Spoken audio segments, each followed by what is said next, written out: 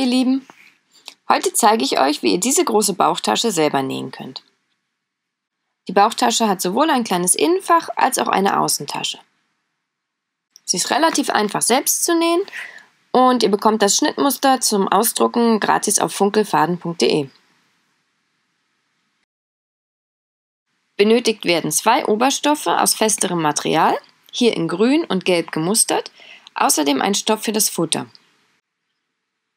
Zusätzlich wird ein Stück Endlosreißverschluss benötigt oder 2 einzelne Reißverschlüsse in der Länge 18 und 38 cm. Die Größe des Gurtbandes variiert je nach Körperumfang.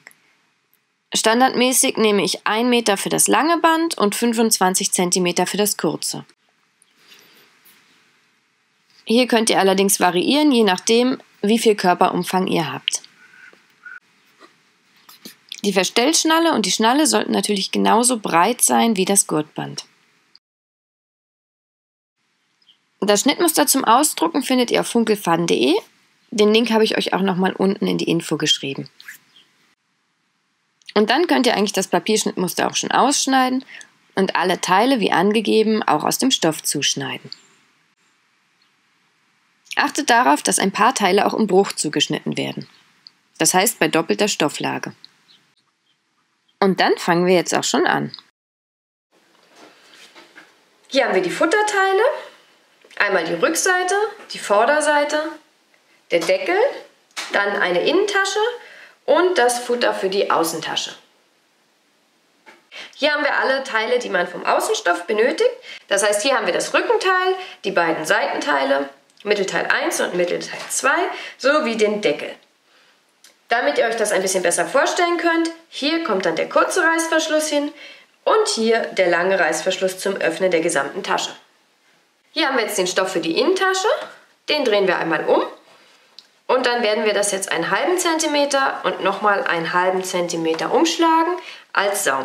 Dazu nehmen wir jetzt das Bügeleisen und bügeln erstmal einen halben Zentimeter um. Also einfach umschlagen und mit dem Bügeleisen umbügeln.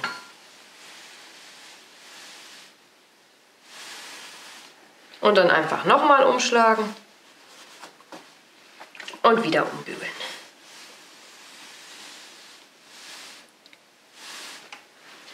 Und wer sich jetzt nicht sicher genug fühlt, dass die Kante hält, kann einfach noch ein paar Stoffklammern oder Stecknadeln zum Sichern machen.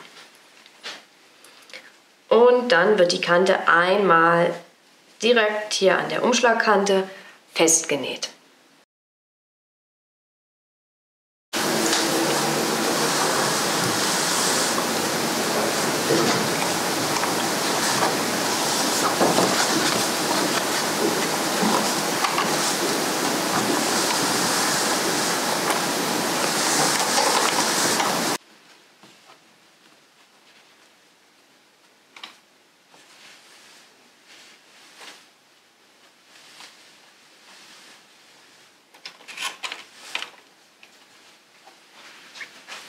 So, das reicht auch schon. Und jetzt können wir die Innentasche auf unser Innenfutter stecken. Dann nehmen wir uns hier die Rückseite. Also die Bügelunterlage kann erstmal wieder weg. Und dann nehmen wir uns hier die Rückseite vom Futter und stecken die Innentasche mit der zugenähten Seite an die gerade Seite. Da schaut ihr mal auf das Schnittteil, da ist markiert, wo genau die Innentasche festgesteckt wird. Und dann nehmen wir ein paar Stecknadeln und befestigen das hier mittig.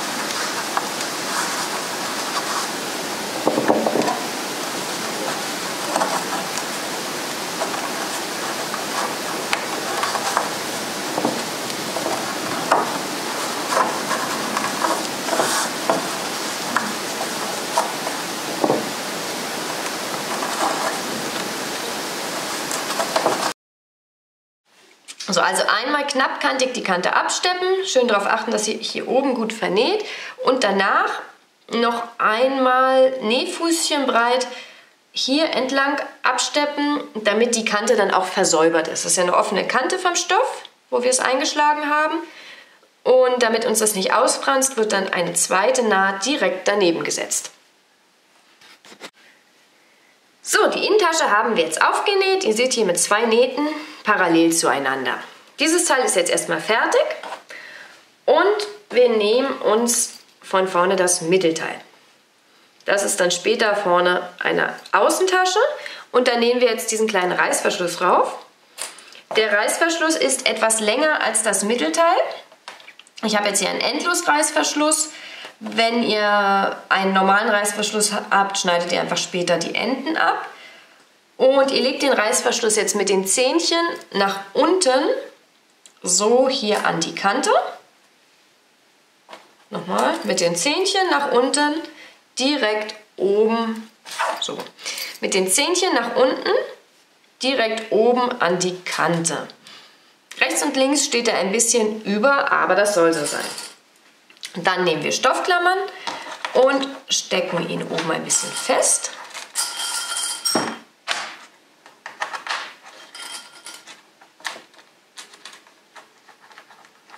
Und jetzt wird er festgenäht und dafür nehmt ihr an der Nähmaschine das Reißverschlussfüßchen. Also einmal mit dem Reißverschlussfüßchen hier oben festnähen. So, den Reißverschluss haben wir hier oben angenäht und jetzt kommt dieser Futterstoff. Ich habe den gesehen, der sieht von beiden Seiten gleich aus. Das ist aber auch, also hier ist es relativ egal, wie ihr ihn daran näht, weil er nur eine Art Blende ist. Also einfach nur, damit der hintere Stoff nicht so stark durchscheint, wenn ihr das dann später vorne drauf habt, damit das ein bisschen dicker ist. Und diesen Stoff legt ihr einfach auch da oben rauf und steckt ihn fest.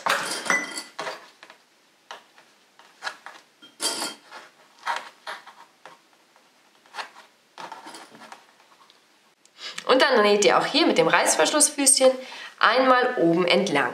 Jetzt sind beide Teile hier ran genäht. Und jetzt klappen wir das auf. So.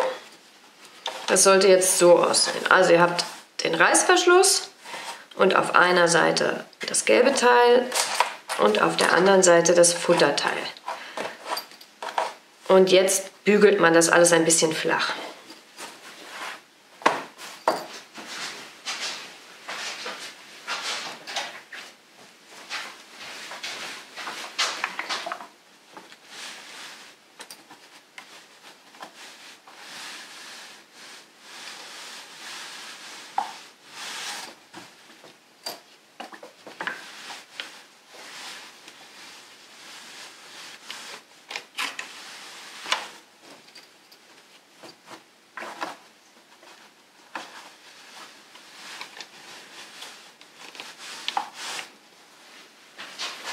Dabei müsst ihr natürlich gut aufpassen, dass ihr nicht über den Reißverschluss bügelt, sondern nur den Stoff erwischt. Und dann nehmen wir uns diesen kleinen Stoffstreifen und nähen ihn hier oben an den Reißverschluss an. Hier sieht man, die Zähnchen und der Zipper sind oben und das Stoffteil rechts auf rechts an den Reißverschluss stecken. Wichtig ist natürlich, dass man hier die Höhe von der Tasche einhält. Also hier, dass das parallel ist. Und dann nehmen wir es auch hier mit dem Reißverschlussfüßchen fest. Hier haben wir jetzt die Kante angenäht. Und jetzt muss das natürlich auch ein bisschen gebügelt werden.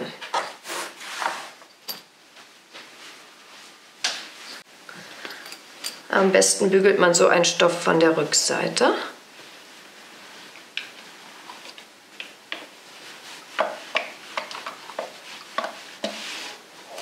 So.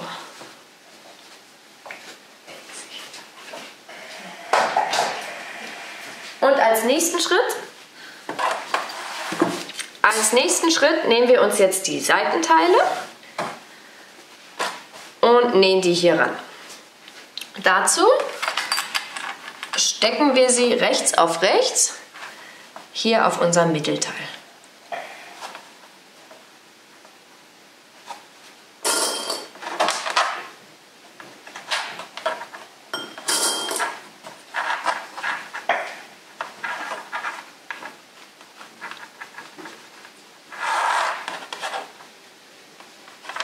So, hier natürlich darauf achten, dass der Reißverschluss zu ist und keine Lücke entsteht.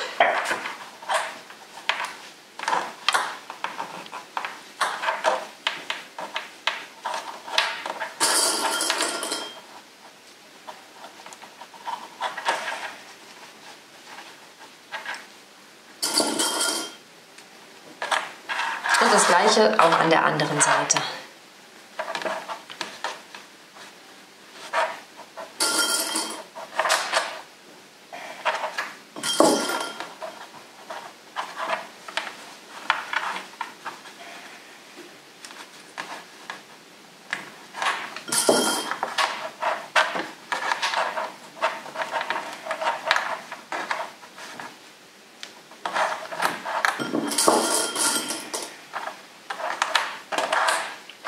So, und jetzt wird einmal hier und einmal auf der anderen Seite entlang. Jetzt werden die Seitenteile einmal auf dieser Seite und einmal auf dieser Seite festgenäht. Die Nahtzugabe beträgt dabei etwa 0,5 cm. So, wir haben jetzt hier die Seitenteile angenäht und jetzt bügeln wir die Naht nochmal von der Rückseite.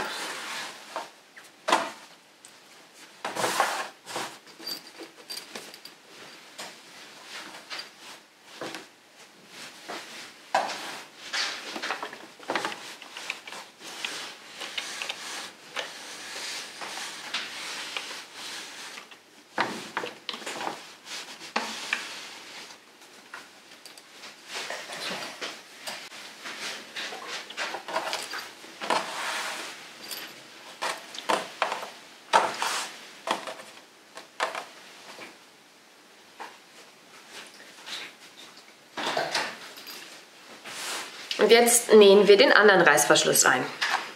Legt ihn euch so hin und guckt, dass die Zipper beide in die gleiche Richtung aufgehen. Dann nehmt ihr den Reißverschluss und legt ihn mit den Zähnchen nach unten hier oben auf die Kante.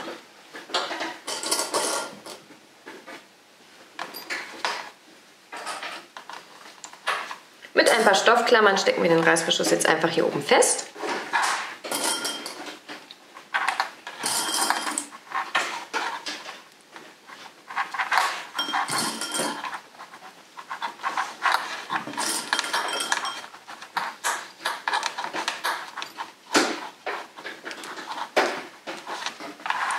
Und dann kann der Reißverschluss mit dem Reißverschlussfüßchen einmal hier entlang festgenäht werden. Den Reißverschluss haben wir jetzt hier oben festgenäht. Und jetzt nehmen wir uns das Futterteil, das so aussieht wie dieses Teil, das wir gerade hier vor uns haben. Und legen das mit der rechten Seite, also der schönen Seite nach unten, oben auf die Reißverschlusskante. So, direkt übereinander. Und dann nehmen wir wieder unsere Stoffklammern und stecken das hier oben fest.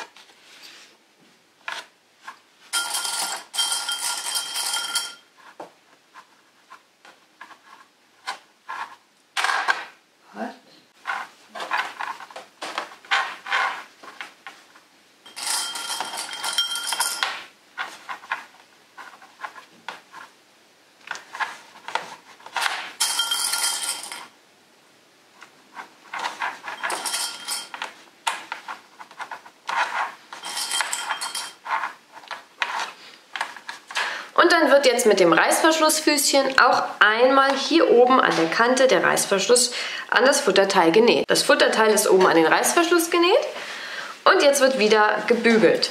Dazu klappen wir das Futterteil nach unten. So sollte das Teil jetzt aussehen. Und wir bügeln von dieser Seite.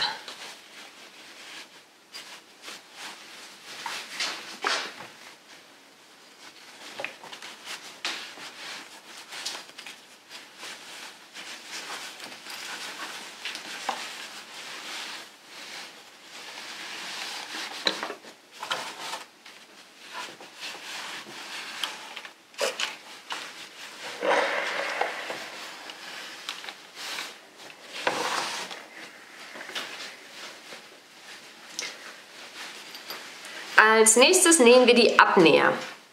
Ihr seht ja, hier sind überall so kleine Dreiecke drin und da legen wir den Stoff rechts auf rechts zusammen und machen am besten auch eine Klammer rein. Und dann wird das einmal hier abgenäht. Auch hier wieder mit einem halben Zentimeter Nahtzugabe. Das machen wir bei allen 4 Abnähern, sowohl im Außenstoff als auch im Futterstoff. Hier außen und hier natürlich auch rechts auf rechts.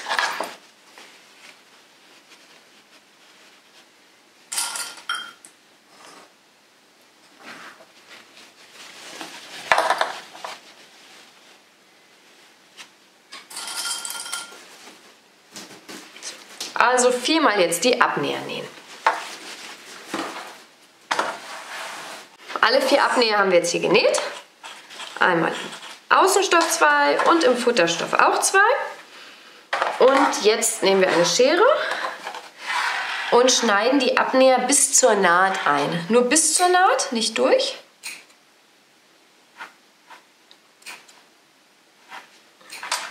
Und unten schneiden wir hier auch ein bisschen die Ecken ab. Hier. Und das bei allen 4 Abnähern.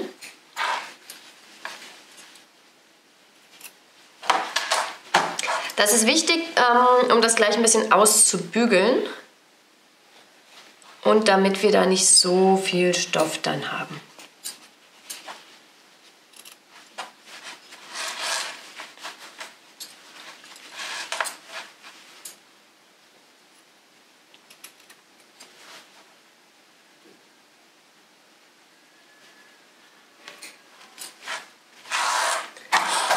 So, dann sollte das so aussehen.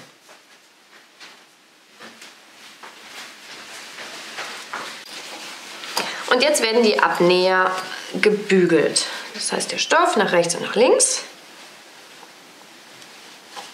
Und dann einfach einmal rüberbügeln.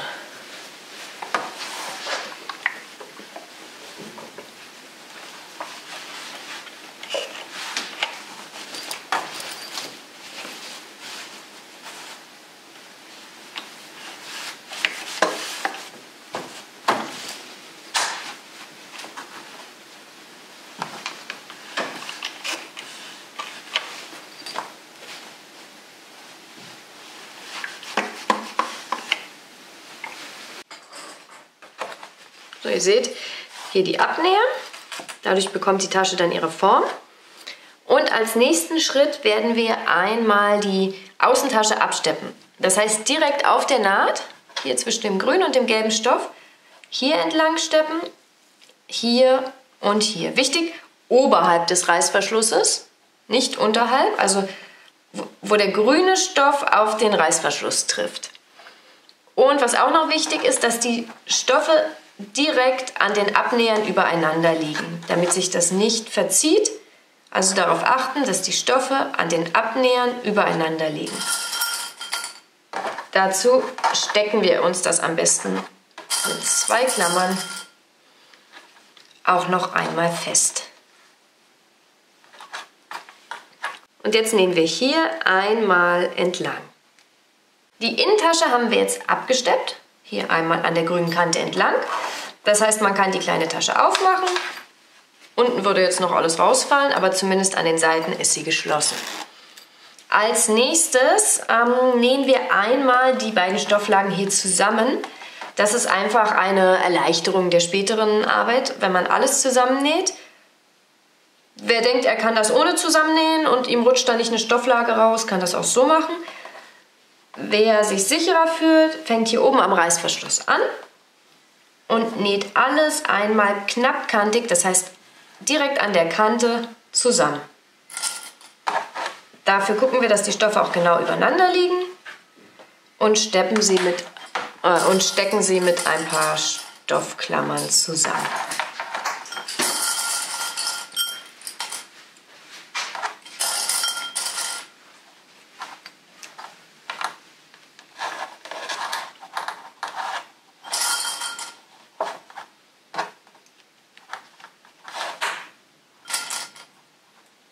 Also wirklich direkt an der Stoffkante alles zusammennähen und den Reißverschluss könnt ihr dann rechts und links oben in dem Zug dann auch gleich noch mitschließen.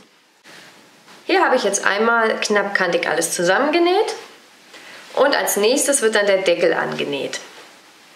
Dafür markieren wir uns einmal beim Deckel die Mitte und gucken auch, wo beim Reißverschluss die Mitte ist. Einmal zusammenlegen und eine Nadel als Markierung in die Mitte stecken. Man könnte es natürlich auch abmessen. So, und beim Deckel das gleiche. Wo ist hier die Mitte? An der Rundung, wichtig, wir gucken hier auf die Rundung. Und dann kommen die beiden Markierungen übereinander. Der Deckel liegt mit der rechten Seite nach unten.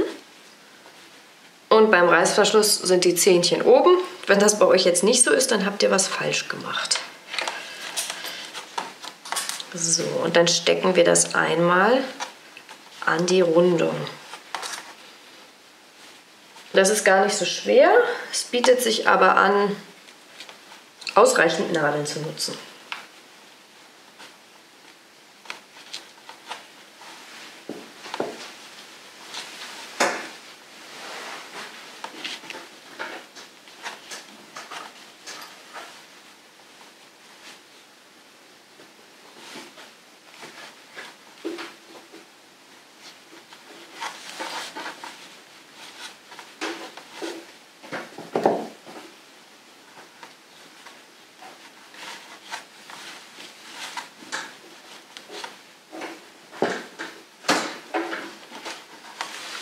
Und in die andere Richtung natürlich auch.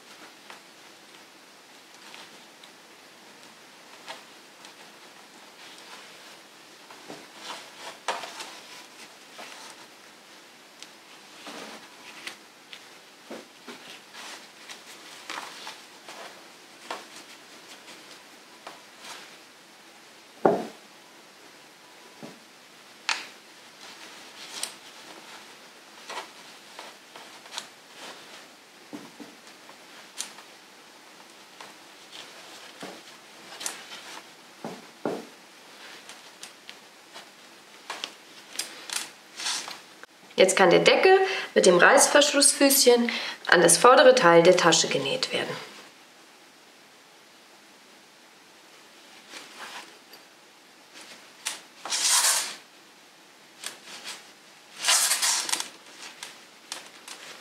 So, der Deckel ist dran. Das ist eigentlich auch der schwierigste Schritt an der ganzen Tasche, dass man den schön daran bekommt. Und jetzt machen wir das gleiche nochmal mit dem Futter. Das heißt, wir nehmen uns hier die Reißverschlussseite und stecken da genauso wie eben das Futterteil vom Deckel ran. Also wieder die Mitte markieren, sowohl beim Deckel an der Rundung als auch hier bei dem Teil.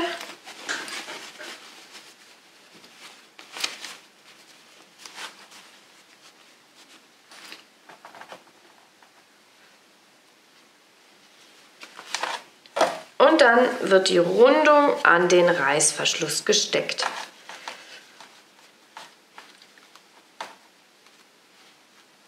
Wir beginnen wieder in der Mitte und gehen dann mit Stecknadeln einmal rundherum.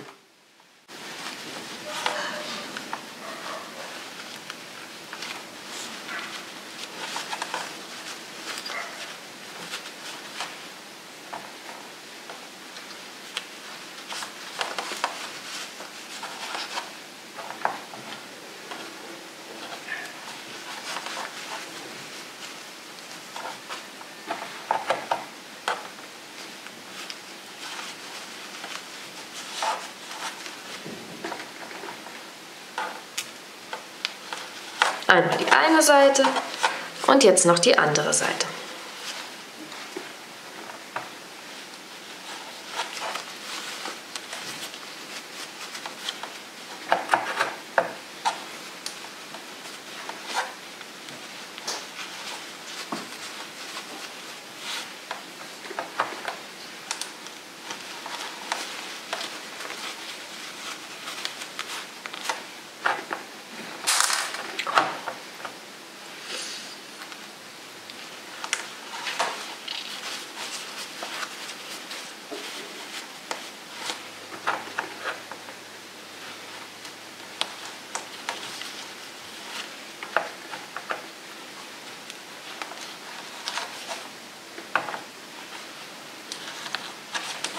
So.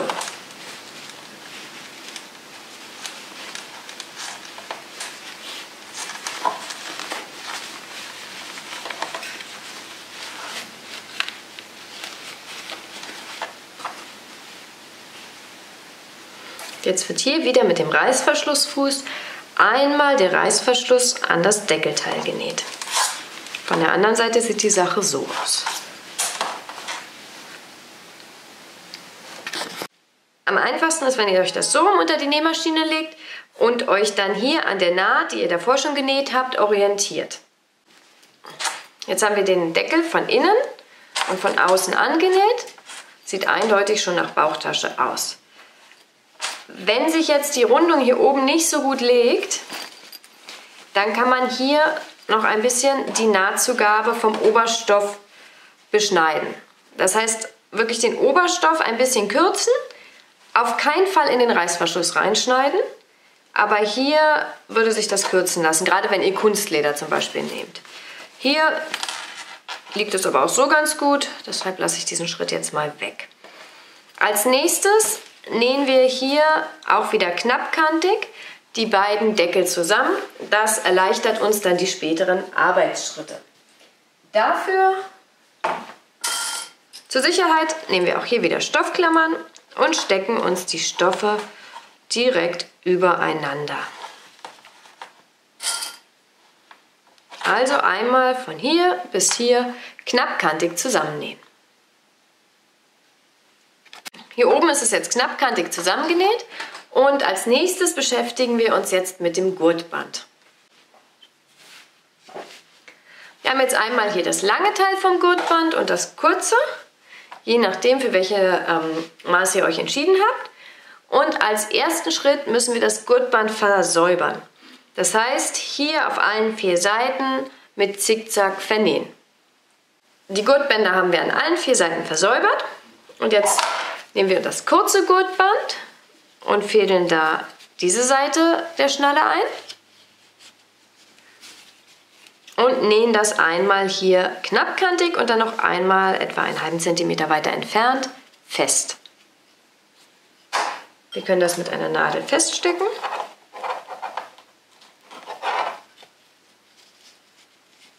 So. Hier ordentlich festnähen. Und an das lange Gurtband kommt erstmal nur dieses Teil ran. Das ziehen wir einmal da durch.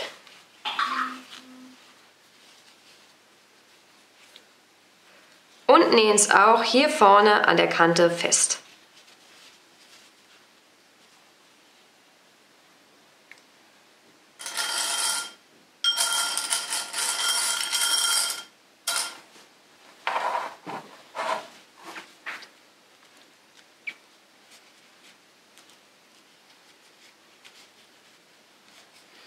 Auch hier einmal knappkantig festnähen und einmal etwas weiter davon entfernt.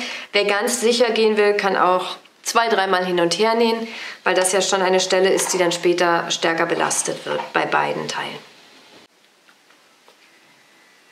So, beide Enden sind jetzt hier festgenäht. Das kleine Gurtband brauchen wir jetzt erstmal nicht, das kann zur Seite. Und auf der langen Seite vom Gurtband fädeln wir jetzt noch die andere Seite von der Schnalle auf.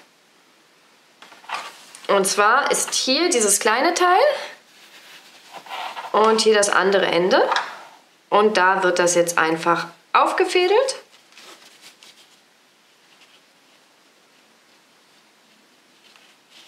So, kann man das gut sehen.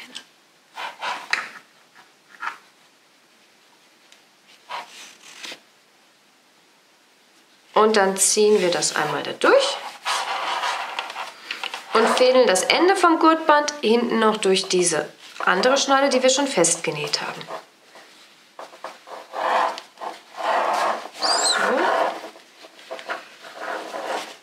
So. Und so.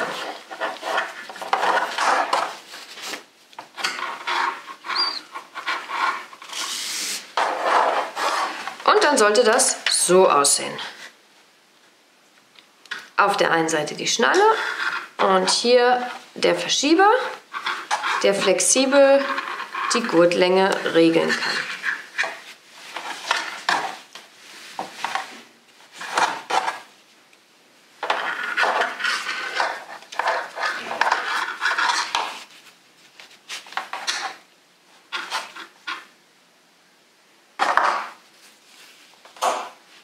Jetzt haben wir hier die Tasche vor uns und die Gurtbänder. Auf der Seite, wo der Zipper ist, kommt das lange Gurtband dran. Und zwar so. Der Verschieberegler ist oben, die Schnalle an dieser Seite und die Schnalle hier. Jetzt nähen wir das hier genau an den Reißverschluss an und klappen es dazu nach innen. Das heißt, jetzt ist der Verschieberegler unten und hier wird das festgenäht. So, Verschieberegler unten, hier unterhalb des Deckels. Auf der anderen Seite kommt dann das kurze Gurtband dran. Jetzt seht ihr, die Naht ist unten, aber wir müssen es auch umklappen. Das heißt, jetzt ist die Naht oben.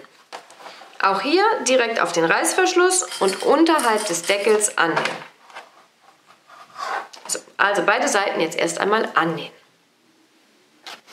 Das Gurtband ist angenäht. Im Idealfall testet ihr jetzt nochmal, ob das auch so richtig ist. Also ob es nicht verdreht ist und die Schnalle auch wirklich da ist, wo sie hingehört. Das ist jetzt hier der Fall. Und als nächstes nähen wir jetzt die Rückseite an. Dafür muss der Reißverschluss hier ein bisschen geöffnet sein, damit wir das später wenden können. Und wir schlagen die Tasche nach innen ein. Auch das Gurtband. Das müssen wir jetzt hier ein bisschen drin verstauen. Ich mache das mal wieder auf. Damit es nicht an der falschen Stelle eingenäht wird. So. Und dann wird die Rückseite einfach mit der rechten Seite nach unten auf die Tasche gesteckt.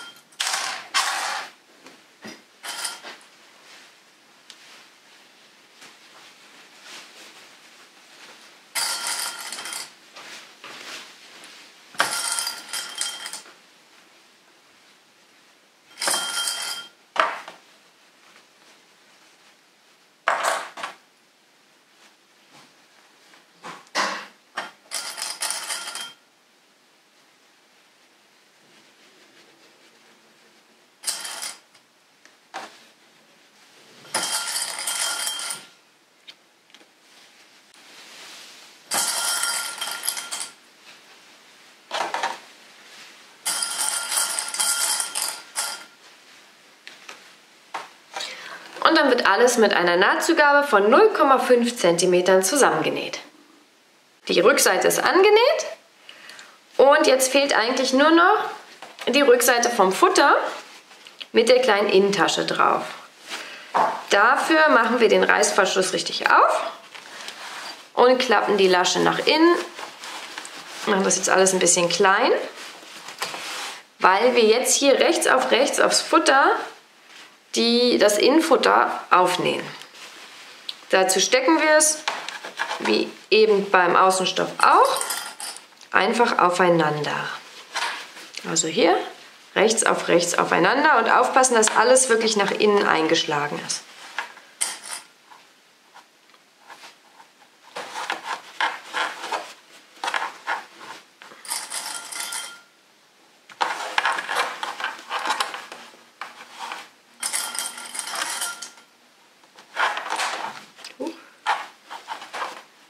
Sich wieder abgesteckt.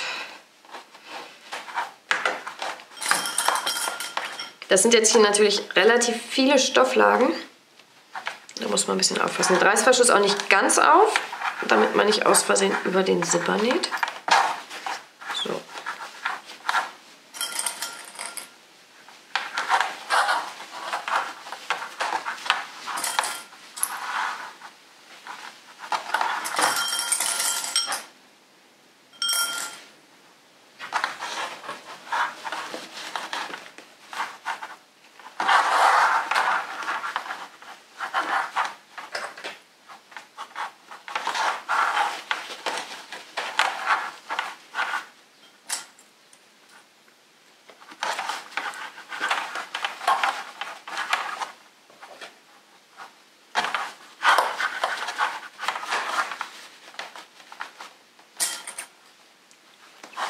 Hier unten habe ich es jetzt aufgelassen, weil wir da auch eine Wendeöffnung lassen werden, durch die wir dann die ganze Tasche wenden, deshalb eine relativ große Wendeöffnung.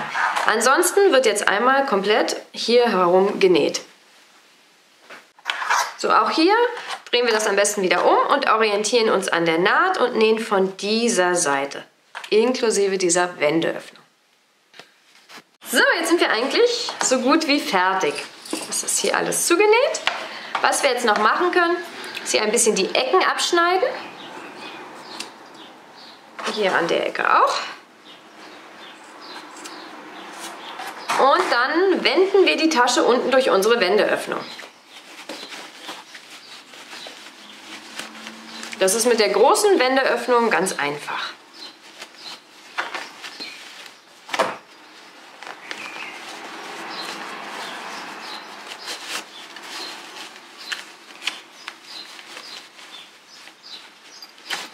So, und dann nochmal wenden.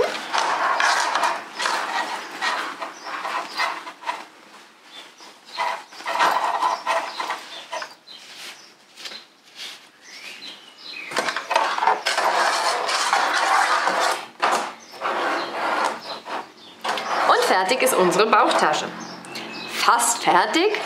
Was jetzt natürlich noch gemacht werden muss, ist hier unten die Wendeöffnung. Die kann man entweder per Hand schließen oder mit der Nähmaschine.